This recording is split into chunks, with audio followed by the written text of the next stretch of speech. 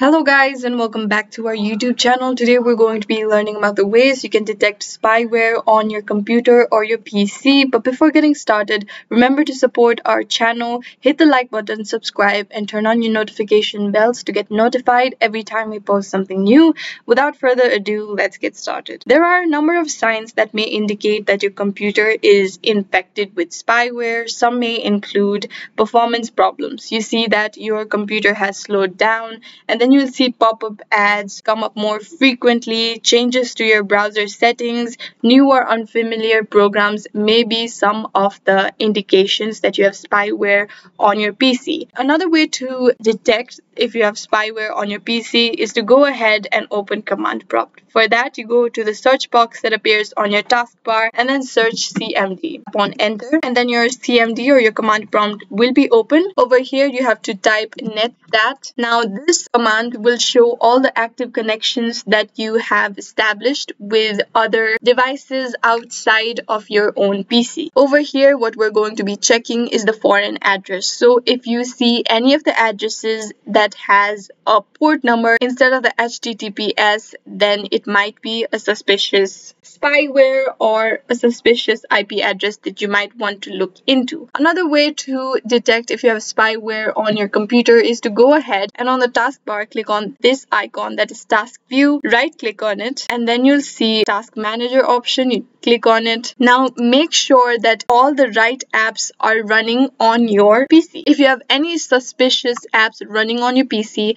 then you might want to end task. That is, you might want to right click on it and then tap on end task. Sometimes if you have Windows PowerShell or a Windows Defender notification icon pop up in this list, then it might be an indication that you have spyware on your computer. So you might want to go ahead, right click on it, and then end task on it to make sure that it is not running on your computer. After that, go ahead, close the window, and then go to the search box again and then type firewall.